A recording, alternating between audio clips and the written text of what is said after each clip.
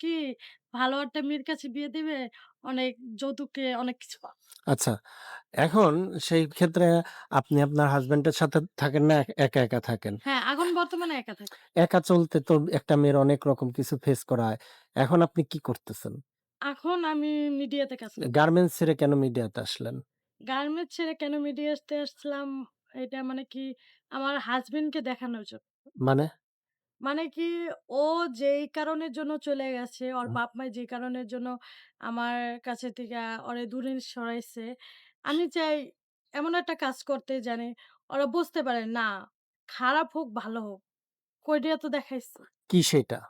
মানে কি আমি এমন একটা কিছু করতে চাই আমার লাইফে, মানে কি যেকোনো একটা জিনিস তৈরি করতে চাই। এজ লাইক একটা উদাহরণ দিয়ে দেন সেটা মানে কি কিরকম? আমি জমি কিনলাম, নাইলে আচ্ছা। আমার বড় কিছু একটা মানে বাড়ি একটা থাকবে। অ্যামাউন্ট টাকা-পয়সার হ্যাঁ, একটু টাকা-পয়সা। টাকা-পয়সার মানুষ হচ্ছেন এরকম কিছু তাকে বুঝাইতে হ্যাঁ, চেয়েছিলেন।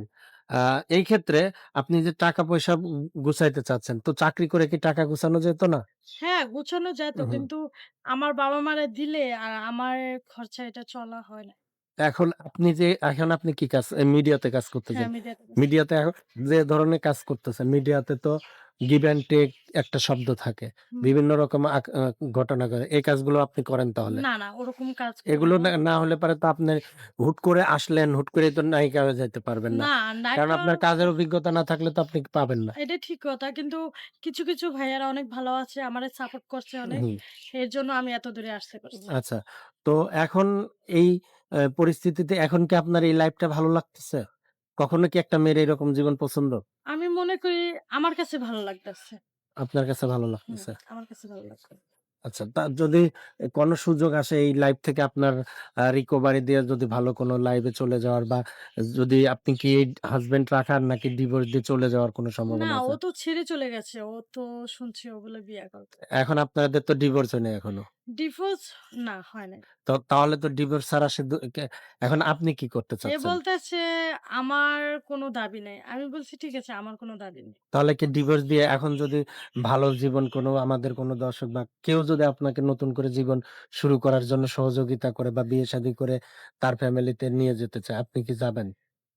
ফ্যামিলিতে এখন আমরা যে মিডিয়াতে কাজ করি, হ্যাঁ, যেরকম কনটেন্ট গুলো হয়, যেরকম হ্যাঁ। ভিডিও গুলো হয়, এখন মনে হয় না এরকম কেউ ভালো করে কেউ আইসে আমাকে প্রস্তাবগুলা দিবে। আচ্ছা।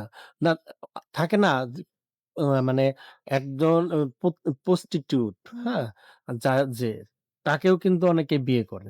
হুম। ওখান থেকে নিয়ে এসে তারও সুন্দর একটা জীবন দেয়।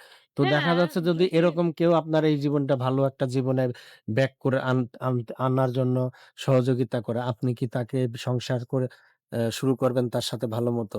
হ্যাঁ, হে যদি আমাকে বোঝে, আমাকে বুঝে যদি নিতে পারে, আমার যে রাগ অভিমানগুলা যে বুঝতে পারবে, হ্যাঁ, সাথে সংসার করা আমার কোনো সমস্যা নতুন নেই। করে জীবন আরকি শুরু করবেন। নতুন করে জীবন শুরু করব, কোনো সমস্যা হবে না।